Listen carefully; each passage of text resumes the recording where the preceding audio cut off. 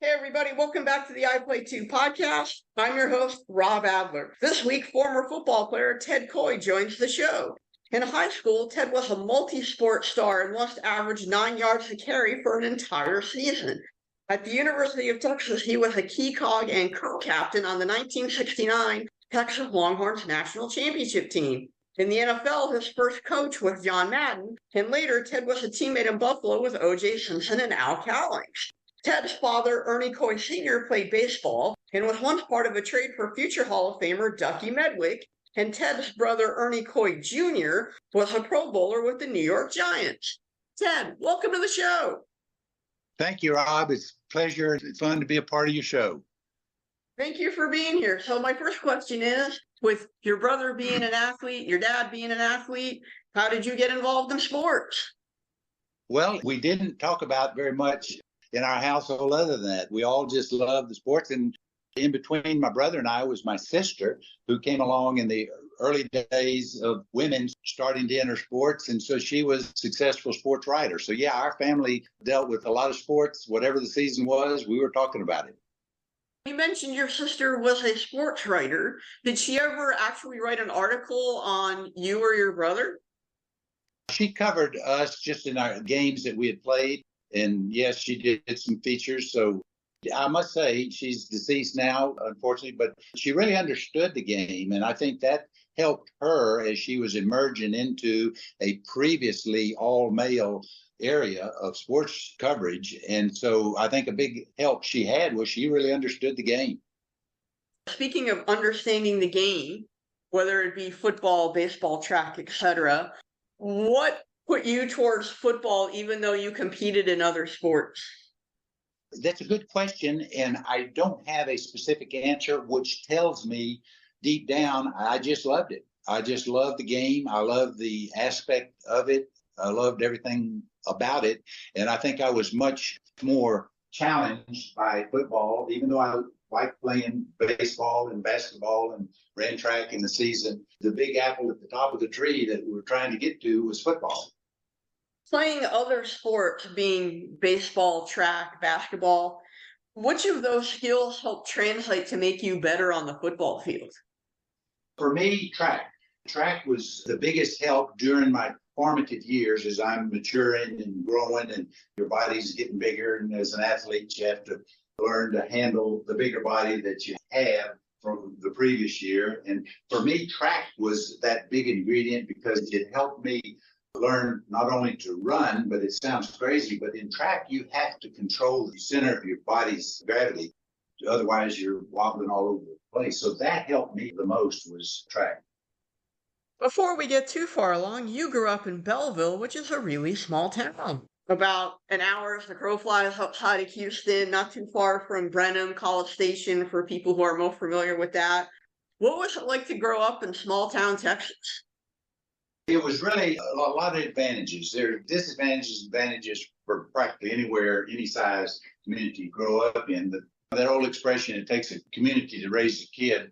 In Belleville, there was a lot of interest in the kids. So we had a good little league program for kids. Actually, even before that, had a good softball league growing up. And even though there wasn't a lot of bodies, we'd always have to play other teams from other little communities, but there was always a structural emphasis on being able to participate. And so one of the advantages that I look back growing up in a small community is you learn how to work with each other. And that's all we had was each other. So you learn things like different personalities, things like teamwork, things like you got to do your part to it. So anyway, I look back and I see a lot of pluses of growing up in a small community. Is Belleville the same small town you grew up in, or has it gotten much bigger?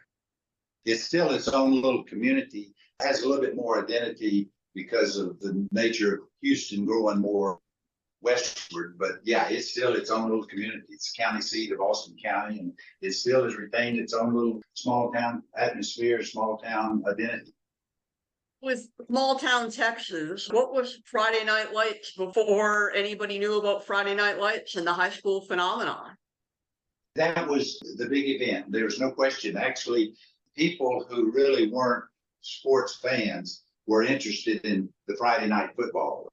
There was always a standing room only crowd because everybody went to the game. We often chuckle, if you're ever going to be a bank robber, that would have been time to hit because the whole community was at the little small stadium. And the emphasis that trickled downward. I remember kindergarten, first grade, during the fall, during the football season, that was our top goal in life. We wanted to be a Belleville Bramer wearing that red and white and playing football. So it was really an inducement of raising the bar and setting your goals high. What was it like to put on that red and white jersey for the first time?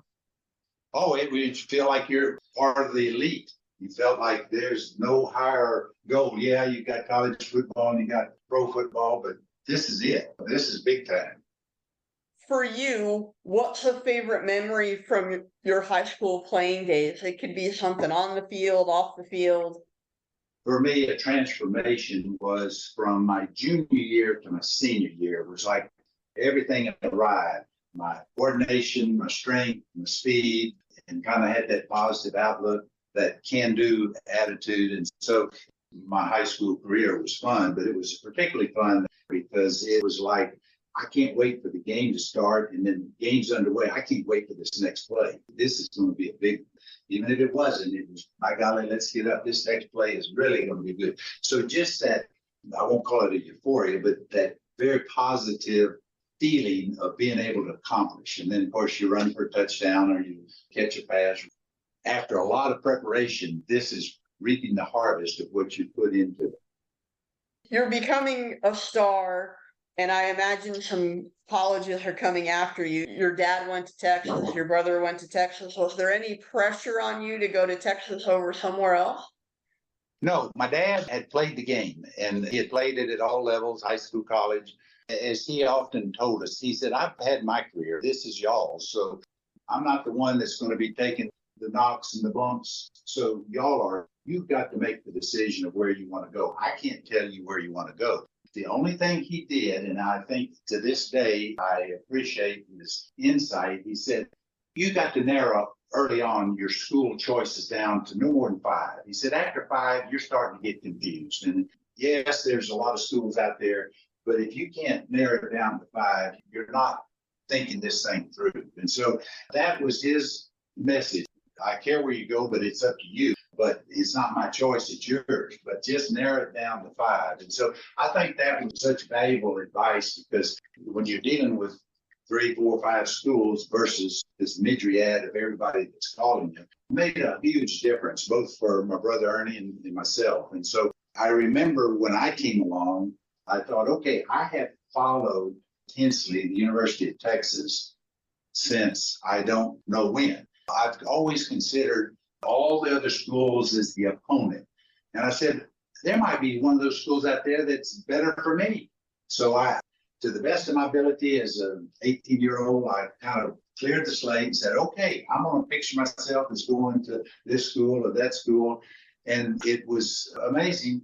Every one of them, when I compared them to the University of Texas, I said, Texas is better. So to me, it was my decision, and it was clear cut because I wasn't confused with, I'm going to go to school A one day and school B. I didn't have all that confusion and much more of a meaningful process for me. You decide to go to the University of Texas down in Austin. When you get there, what was the first thing you noticed, especially coming from a small town like Belleville?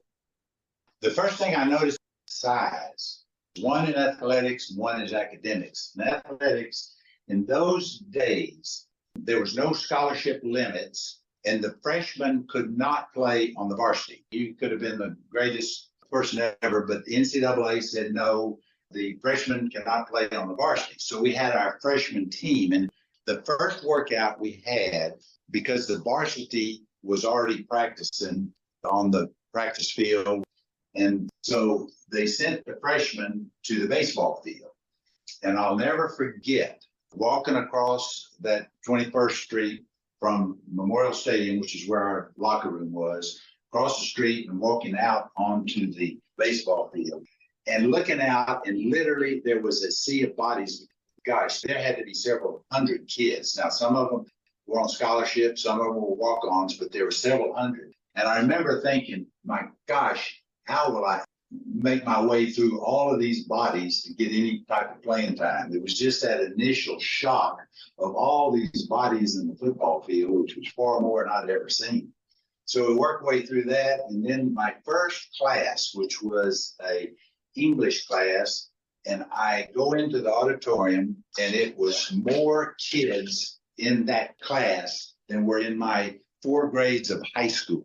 So I thought, my gosh, where am I? Where did all these bodies come from? So that was kind of the initial hurdle to jump as I'm transitioning from the small school to the big university. Speaking of being in awe, what was it like to meet Darrell Royal for the first time, considering he was one of the greatest college football coaches of the 20th century? Coach Royal was very unusual. He carried an atmosphere about him that was awe-inspiring. And I'm not just speaking for myself. I talked to just about all of my teammates. We all had that same respect, love / fear of him. And so just to be in his presence was, my gosh, is this really happening, or am I just dreaming this? And Coach Royal was not a chattery type person. He was very direct with what he wanted to say. And his message to me was very straightforward and simple. He said, Ted, you probably know more about this campus than I do because your dad, your brother, your sister, your mother were all here. And he said, we're offering you a scholarship. We're going to offer you a chance to play. And I can't make any promises, but you'll have every opportunity to play. And I thought, what a message. What a challenge. In 3 or 4 sentences, he gave to me what was one of the greatest pep talks of, you're not there, but you can get there. What was a typical practice or workout under Coach Royal and in the 60s? Because that's a little bit different then than what's allowed now. The biggest difference was the training sessions, which were called the Medina sessions back then.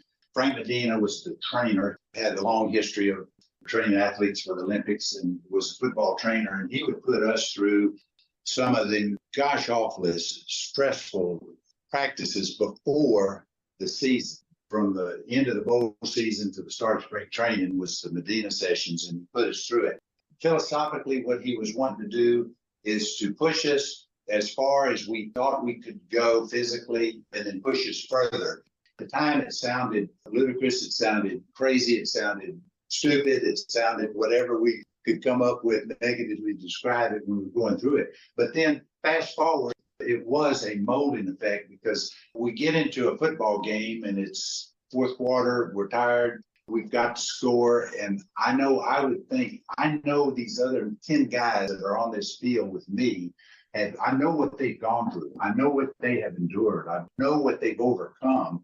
And I better do my part because I know they're going to do their part. It turns out all 11 of us were feeling and thinking the same thing. And so that was the philosophy of the Medina sessions, to push us to where we know we can do it and we know our teammates can do it. But gosh, what he did was just unbelievable. But that was the training in those days. I remember one time in spring training, it was after the 1967 football season where Coach Royal had gone 6-4 for the 3rd year in a row. And so hot seat was definitely there. And so he told us, he said, we're not going to be 6-4 again. He said, we may be 0-10, we may be 10-0, but we're not going to be mediocre at 6-4. And so they put us through just incredible work. At that point in time, we were running the wire formation. And so the fullback has to kick out the defensive end. And so part of the goal of spring training was to figure out who's going to be the fullback. This Linus Bear, last year's fullback, had graduated. And so it was either going to be me coming off my sophomore year or Steve Wooster coming off of his freshman year. And one of us is going to be the fullback for Chris Gilbert, who was going into his 3rd All-American year. So we knew he was going to be the tailback. And so we're blocking the defensive ends in a spring training workout, which is these much bigger than us defensive ends that are coming at us, and the fullback has to block him out. So Steve hits Bill Atestis, breaks the helmet. The helmet smashes into Steve's nose. Steve's gushing blood. And later, Steve told me, he said, in that nanosecond of it all happening with blood and pain, he thought, at least I'm going to get out of this gosh awful drill. Well, we had, I don't remember, 4 or 5 fullbacks. And so somebody said, grab a helmet. Equipment guy got a helmet. Trainer wiped his nose, the blood off. He puts the helmet on and never missed a rotation. So why and how? I don't know. That was the nature of the beast that we were dealing with. Is we're not going to be 6'4". We're going to give everything we can to make this a successful program and a successful team, even if it means with a broken nose, you don't miss a rotation. So that's the climate that we were working in. The 68 season starts with a loss and a tie, and then Texas goes on a winning streak over the next 2 years. How did those workouts build the camaraderie to say, we can do this and we can get to the next level? 2 areas. One is we had been pushed, as I said earlier, through Medina's conditioning programs to where physically we knew we could stand with anybody in the country. The other aspect was that I find it an undefined attribute of Coach Royal, that he had that ability to put a team out that thinks they can win. I say it's undefinable because he wasn't a great podium pounder and pep talk giver, but it just the whole atmosphere, the whole chemistry of his program said that if I can go out there and I have the honor of wearing the orange and white on this field at this time, I can do my job because I know the rest of the people can do theirs. And we're starting a new offense, the Wishbone, and we tied Houston 2020, and I'm going to say we underperformed. Houston folks would probably say, oh, no. Then we go out to Tech and we get beat. And at the Tech game, it was one of those scenarios where literally time ran out on us. So we come out of the game, and yes, we tied, we lost, but we come back. And I know it sounds crazy because now they're about to fire Coach Royal during the season. We haven't done anything with this new offense, yet we had a lot of confidence that we could. And so the next week was Oklahoma State, and we beat them. And then, as you said, that started to turn into a win streak over 2 years. But it wasn't any one great single revelation that turned that program around. It was like a big old 18-wheeler turning around. It was already turning around with all the different ingredients that got poured into it. And so we got it going and with a lot of confidence and skill for the next 30 games. After Texas converted to the Wishbone, you being a fullback, kind of giving up some of your stats as a running back, why were you okay with that transition to fullback and being more of a blocker than a ball carrier than a tailback would be? For me, I was elated because with the I formation, Steve or I were going to sit on the bench. And in fact, years and years later, I talked to Steve. We both were in the same spot. I don't know if I'm going to play or not. And Steve said he even thought about going to the coaches and asking them to put him at linebacker because he said, I don't want to sit on the bench, but I'm not sure I'll have playing time if I stay on the offense. So that's when Coach Floyd came up with the Wishbone. So both of us, Steve was fullback, I was the running back, Chris is the other running back, and so we were all elated. In fact, I remember that off season when Coach Floyd called me and said, look, Ted, we're going to have a new offense. And my first question was, well, is it going to be Steve or me? And I remember like it was 5 minutes ago, he said, we're going to put both of y'all in the backfield. So that was an elation because neither one of us wanted to sit on the bench. Both of us wanted to play. Well, that's pretty cool. And you both got your wish. So we both got in, and then that's when we go into the 68 season with this totally newfangled offense, the Wishbone, which was totally different than what had been done. And so that's why we kind of were trying to figure it out the first game and hadn't figured it out first half of the second game. But then that's when things began to click in the second half. We lost the Tech, but then started the win streak. It was a totally different offense. I remember when James Street and Bill Bradley was the starting quarterback, James was the second, as we were going into that 68 season. And so James later told Bradley, Bill, I think they're trying to run both of us off. Bill said, well, what are you talking about? He says, well, think about it. We're not going to block the defensive tackle, and then we're not going to block the defensive end. And you and I as quarterbacks, that's the two players we're going to be running into. He says, they're trying to run us off, not blocking. whoever would go to the line of scrimmage and not block, those two guys would expect to stay healthy to win. So anyway, it was different mechanics, but it took us a little while to get it functional. Your junior season, you guys finished the year 9-1-1. What was the sentiment like going into your senior season? Did you think that a national championship was possible? Yes, we had the confidence that that was it. But an attribute of Coach Royal is he never let us look beyond the next week. If you were to compare him to a jockey on a horse race, the jockey is holding the horse back. The horse is doing, but there's a whole lot more in that horse as he's running up the backstretch. And Coach Royal kept us channeled on the next game. So to answer your question, yes, we were confident, but we were very controlled in that confidence. And just the next week was the most important game. And that's kind of how we pilgrimed our way through that 69 season, which turned out to be a national championship season, but we never took it more than one game at a time. For much of the 1969 season, Texas blew out opponents. I think the closest game was the 10-point game going into the Arkansas game. So what do you remember best about that Arkansas game? It was one of those classic games that as a kid growing up, you think about playing in the big game. Well, that was a big game. It was a crazy set of events. It was scheduled originally for October. Bino Cook with ABC had gone to the two coaches, Coach Royal and Coach Royals, in the summer and said, look, we've got a gap here in the first week of December with nothing to put on TV.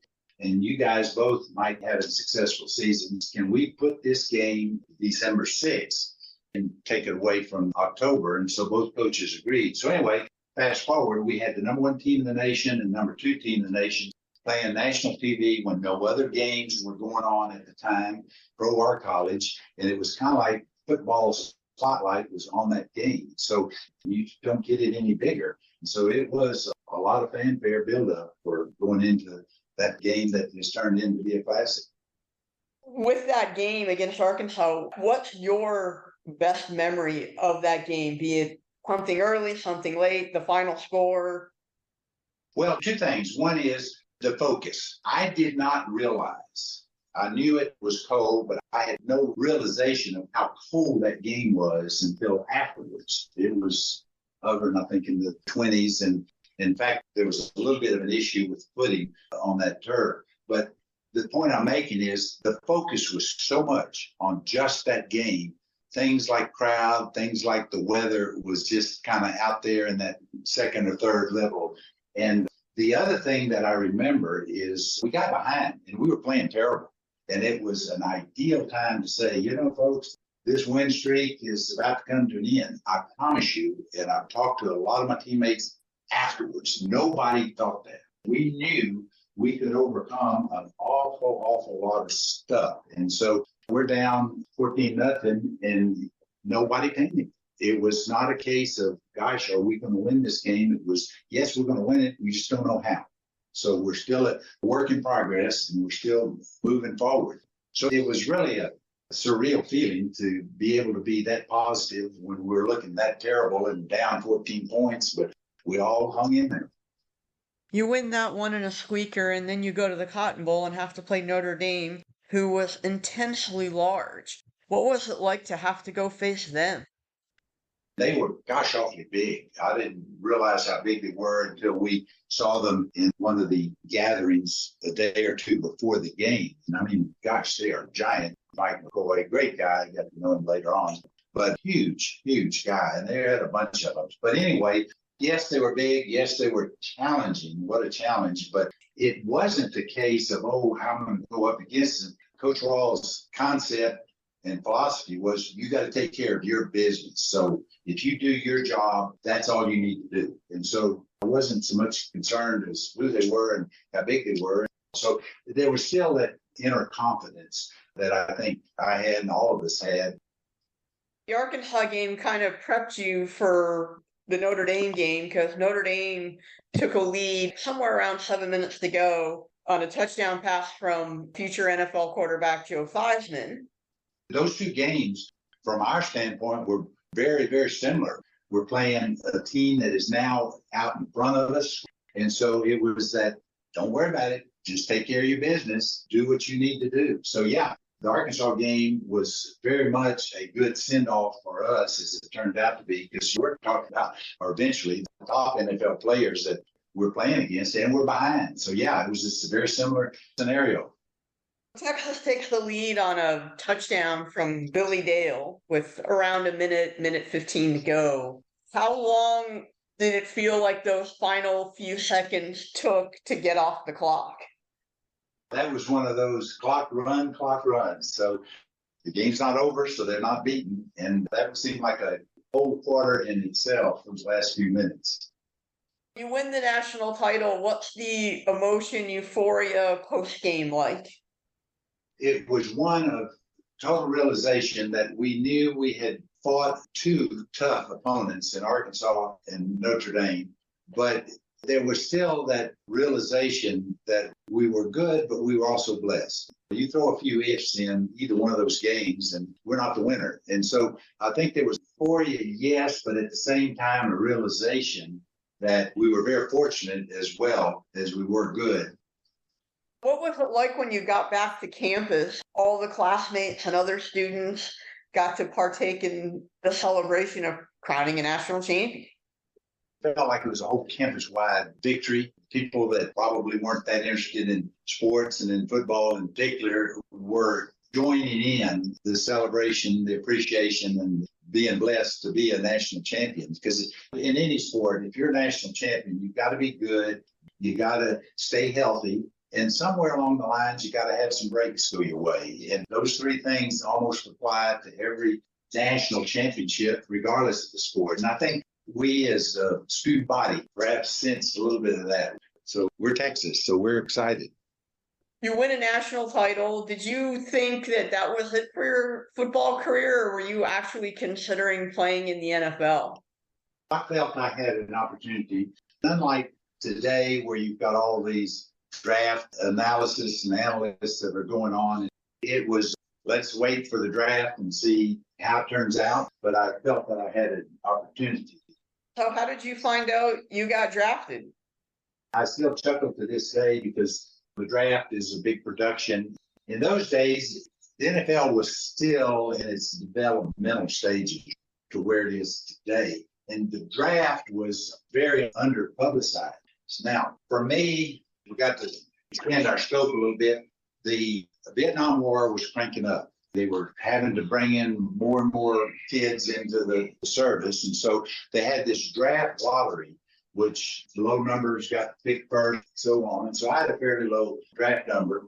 So if I wanted to have any possibility of playing in the NFL, I needed to fulfill my military obligations some way or other. So I was fortunate to be able to get in the Air Force National Guard, which then, after the Cotton Bowl game, January 1st, I went in January on into the basic military training. So I'm in Lackland Air Force Base as a Air Force airman at that stage, going through basic military training. And I knew when the draft happened, but I had no way of finding out because you're totally isolated from the outside world. So one day I got a message from the higher ups that said, go to Captain so-and-so's office because the San Francisco Chronicle wants to talk to you about the draft. So my inclination at that point was, well, gosh, 49ers have drafted me. So I go to Captain's office and I get on the phone and said, well, what do you think about the draft? And I said, well, who drafted me? So he filled me in that the Oakland Raiders had drafted me in the second round. And so that's how I found out. Before we get to your NFL career, what was basic training like? How hard was it physically and mentally? Trying to take you from a civilian life and prepare you for the military life. So you got to do all of these little discipline things, shine your shoes, clean your toothbrush, and all these little minimal stuff. And then the activity, I think we had to run a mile, something like 15 minutes or something like that. Well, gosh, having come out of the gym sessions, I could have done that in my pajamas. Physically, it wasn't demanding. It was just more tedious, but got through it. How close were you to actually getting deployed to Vietnam? basically a phone call away from being sent, but my unit never got called up. So I was just able to fulfill my military obligations. You get drafted by the Raiders. You go to training camp. The GM is Al Davis. The coach is John Madden. The quarterback room, I think, is Blanda, Stabler, and LaMonica. What was walking into that like?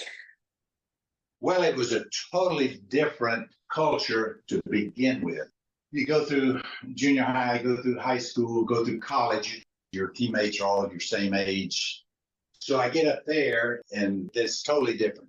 George Blanda, my teammate, is now almost my dad's age. Growing up, when I was in junior high, I was watching the Houston Oilers, and they brought in this old guy over the hill from the Chicago Bears named George Blanda to be the quarterback. So fast forward, and now here we are in our teammates. So it's just such a contrast. And then Al Davis and the Raiders had a wide variety of personalities on the team, which again was kind of a culture shock for me, because coming out of my small high school and then going to Coach Royal system, where it's a very disciplined bodies, different ages, and different personalities. So it was quite different.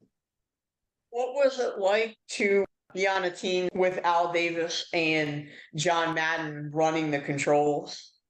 Their philosophy was different. They were pretty much lax. If you can play and do your job on the field, I'm not going to be concerned with what you do off the field. And I remember the first pro game I'm playing in was at Alameda County Stadium. And all it was, this incredibly loud racket breaks out at the other end of the locker room. Turns out I looked down, and two of our players, they're fighting each other. Can you imagine that? Fighting each other before a game during this solitude time. And then the second thing that blew my circuits, nobody did anything. And I turned to the guy next to me and I said, what's going on? Why don't they stop it? Oh, they'll work their way through it. It'll stop a little bit. So that mindset was just a huge culture shock to me, coming out of the systems that I had been in. And here it is. I don't care, as long as they go out on the field and do their job, they can do whatever they want. They can fight, they can throw chairs, they can do whatever. So no problem whatsoever. Okay, where in the world am I?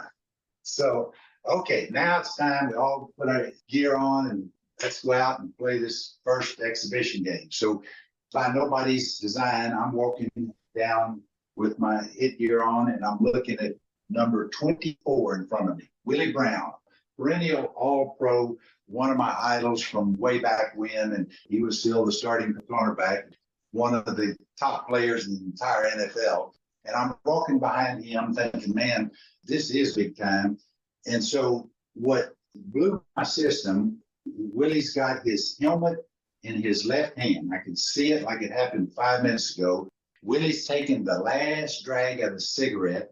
He throws it on the floor of the dugout, puts his helmet on, and at that time, Willie had the afro haircut, so you had all that smoke in the hair coming out under the helmet and rising up as we go up the 1, 2, 3 steps. He got the helmet on by the top. Smoke is now starting to clear, and we're running out to play an NFL football game. I thought, where in the world am I? We're fighting, we're throwing chairs, and now my hero is blowing smoke out of his helmet, and we're playing NFL football. This is crazy. For listeners who don't know, Willie Brown is a Hall of Fame cornerback and was a member of the NFL All-Decade team in the 1970s. And getting a chance to meet one of your idols like that, how were you able to separate being a fan from being a player?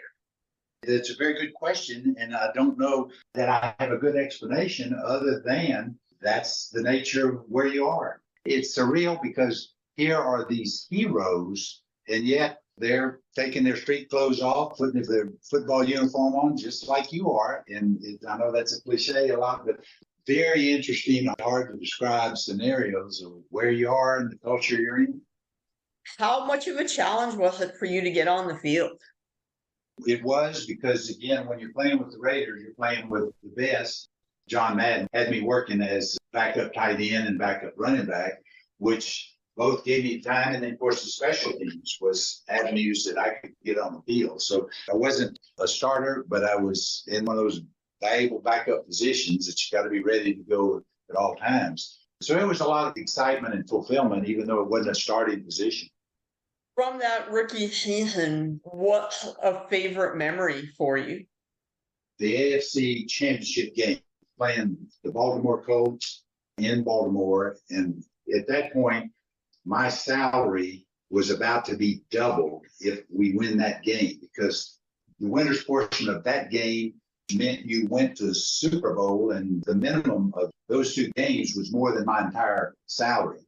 And I remember at the very end of the game, they're ahead by 10 points, and we're not going to win. And I remember looking up at the clock, tick down, seconds 10, 9, 8, and seeing all of that money ticking away as it hits zero. And I thought my entire salary, in essence, was lost down those last few seconds. So the victory and the defeat, the different feelings of each. Also, in your rookie season, you got to play a rare Thanksgiving Day game. You guys went to go play Detroit.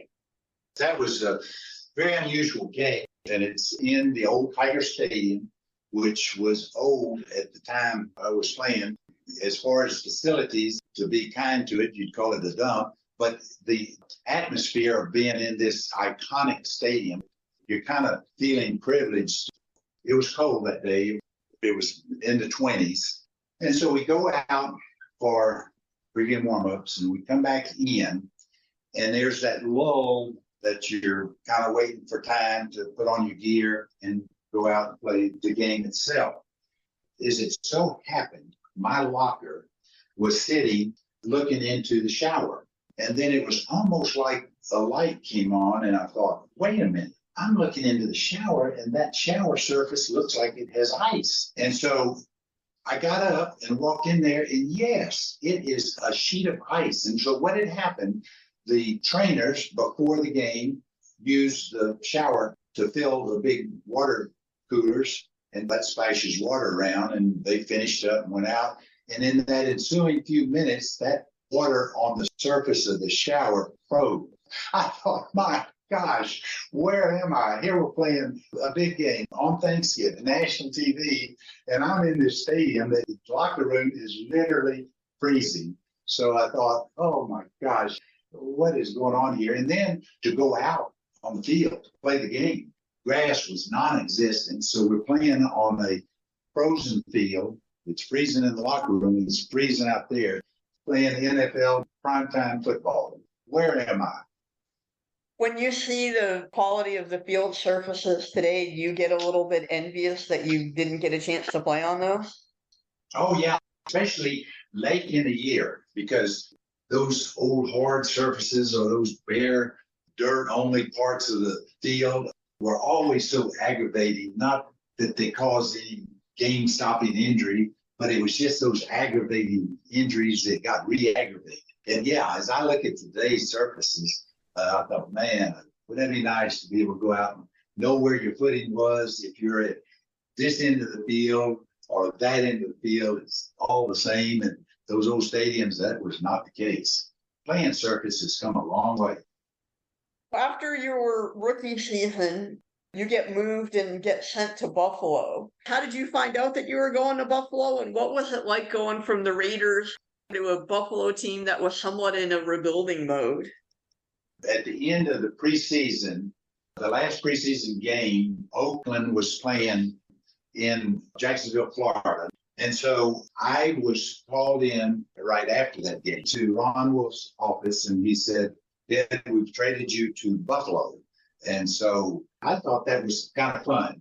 I mean, yes, I was going from a top team to literally a bottom team, but I thought this is going to be interesting. This is going to be fun. And so I fly to Buffalo, I think it was on a Tuesday. And so I didn't have any clothes because all of my stuff was still out in Oakland because we hadn't broken camp really out there. And so I didn't have anything but my overnight bag.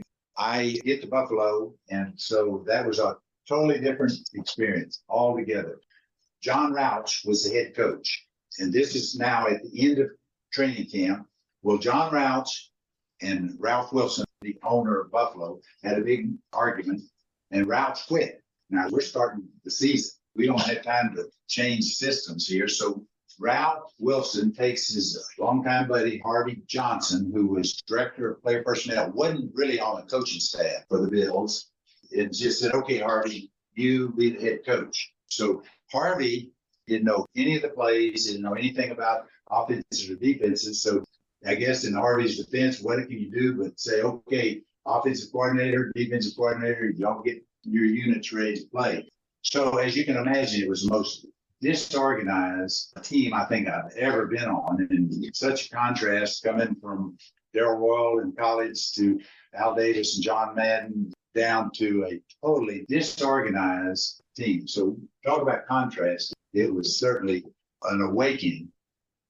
Oh, the team's kind of a mess other than having O.J. Simpson. What was it like, I guess, walking in for week one going, what is going on here? To fast forward into the season, we were the worst team in the NFL. Here's O.J. Simpson, who arguably is one of the greatest players, certainly running backs in the NFL. O.J. was very welcoming. I came from Oakland, and he was a California guy. He grew up there, went to school there, and so I guess maybe a little envious of me that I'd been with the Raiders. And so here we are together as teammates. It was a different atmosphere because there was so much disunity and not so much among the players as it was among just the total system. Who can you blame? Well, you can't blame anybody. The offensive coordinators are doing what they're supposed to do. Players are doing what they're supposed to do, but there's no rhyme or reason of what's going on.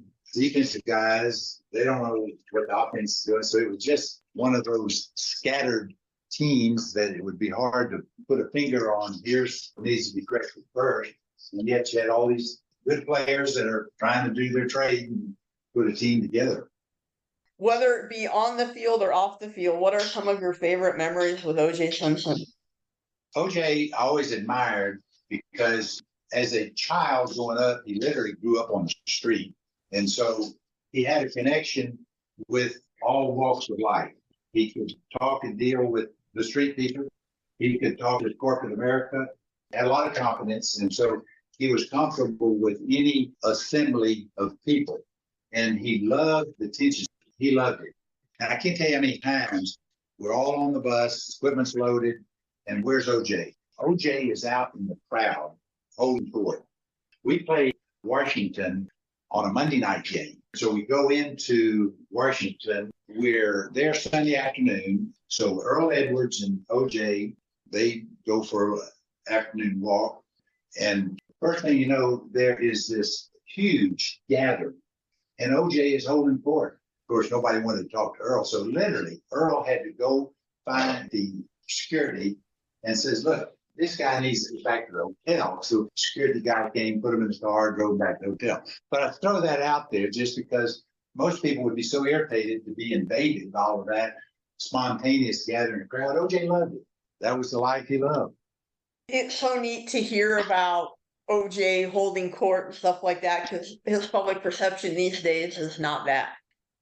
If somebody said, Ted, here's what happened to one of your players from that 73, 74 team in Buffalo, I promise you there would be a number of guys I'd have said, did so-and-so be involved in that? O.J. was not have been one of the first. So I don't know what happened to the person from the time I knew him as the star running back and teammate.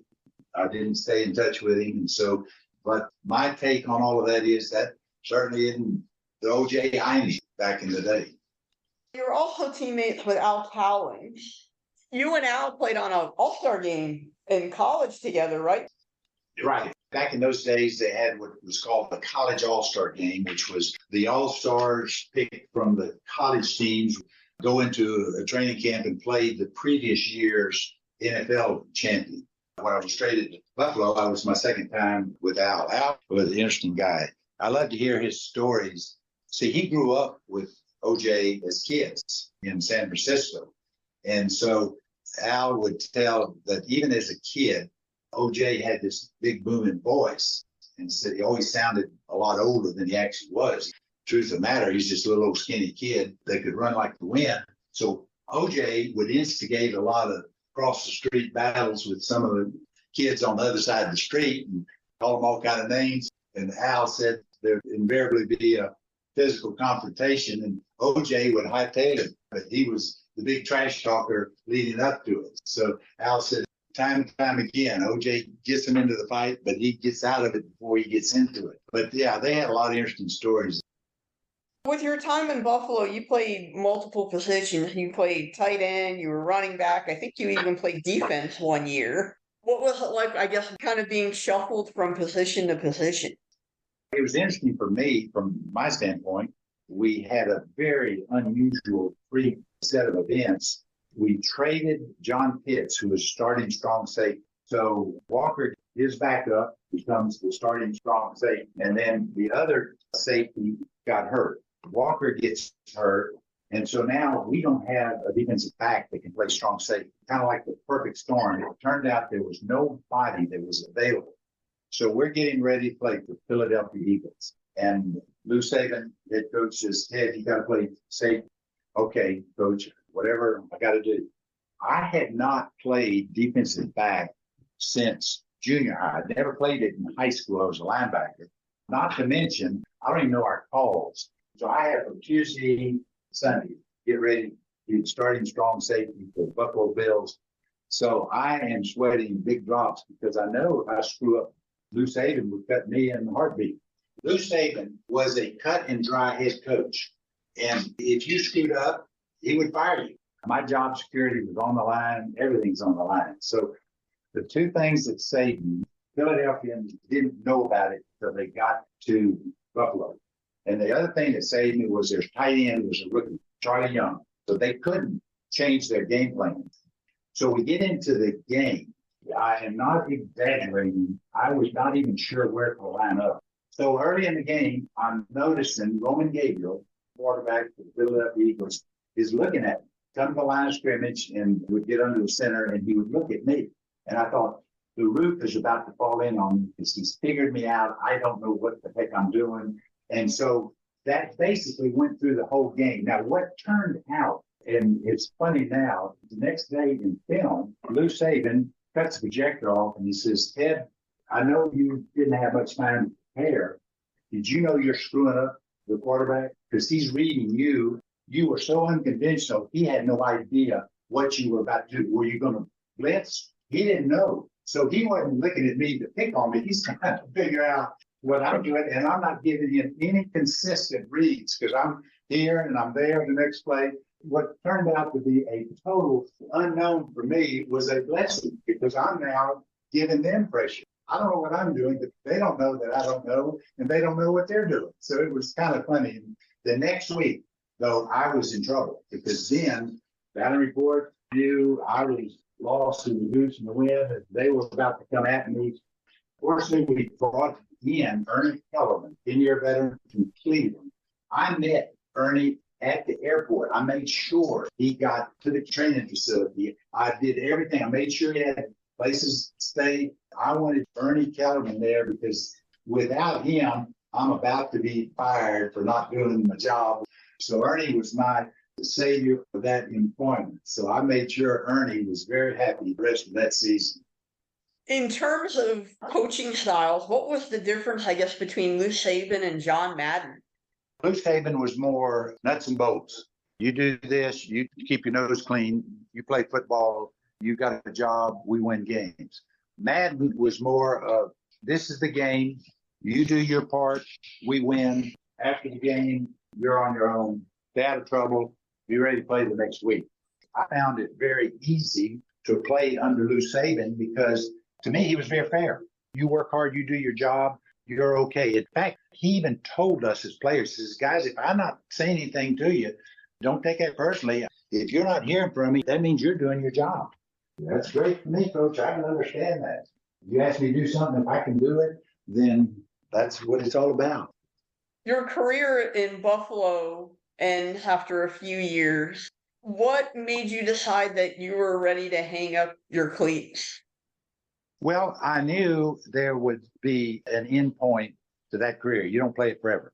In those days, 5 years was your minimum to be eligible for the pension later on. So my goal was to get 5 years and accumulate as much savings as I could, finance myself through veterinary school. So at the end of my 5th year, the Buffalo, they put me on waivers, and the New York Jets picked me up. And Mike Holloway was with the Jets at the time. Mike had been with me at Buffalo, and so he knew me, and he wanted me to come and be a backup to Rich Castor, a tight end. I thought, I don't want to come jumping through another hoop for just another year. I'm really anxious now to get into veterinary medicine. So that's when I retired. So where'd you go to school for veterinary medicine? I had to go to A&M, and the rivalry between University of Texas and Texas A&M, and in the state of Texas, the only veterinary school at the time was at A&M. So all the other veterinary schools kind of had the same admissions policy that an applicant from a state that has a veterinary school kind of gets shuffled to the bottom of their priority list. So for me, it was either get into Texas A&M, College of Veterinary Medicine, or none. So that's why I went and applied and was accepted to veterinary school at A&M. And the Aggies did and still do give me a hard time about being at A&M for veterinary school. What intrigued you about being a vet over other sides of medicine? Well, I grew up in a small community. My dad had cows and horses and chickens and goats, and I was always fascinated by the whole picture of agriculture, but more specifically, the role that the veterinarian would play and how he hears a sick animal that can't talk, could use his training and his skills to figure out what was wrong and what needed to do. Texas, they didn't have the veterinary school, and I didn't want to go pre-med at that point, so I sort of rechanneled my desires, thinking I would go into a sports information type job. As I got into pro ball, kind of rekindled my desires, thinking I'd rather do veterinary medicine if I could over sports information. And that's kind of how I transitioned from football to veterinary medicine. How long were you a vet? 30 years, and then I sold my practice. That's a lot of dogs and cats. Wonderful little creatures. Speaking of cats and dogs, since you grew up with a couple of siblings and your dad was also an athlete, who's the best athlete in the family? My sister always said that. In our day, there weren't very many possibilities. So there was a softball league growing up, and then Belleville High School, even though it was a small school, had one of the few girls basketball programs. And so she played basketball, played softball, but she would have been a good athlete if she were able to compete in women's sports as we know them today. Since you've retired, where has life taken you? I live out in the country and got some acreage. There's always some type of job going to do, so I enjoy taking on the different challenges of either maintenance or construction. And then I enjoy staying in touch with the University of Texas football program because it's 30 minutes down the road, and Steve Sarkisian is very kind to let me come to the workouts, which I enjoy doing. So I stay connected with the game a little bit, but I enjoy watching the program, watching the young kids come in and see them going through those transitions from their stardom in high school and seeing their development. And then I particularly like in the fall, I watch the progress of the game plan development early in the week and then go to the games on Saturday and see that game plan unfold. I love to be observant of what's going on with the development and the execution of the game plans.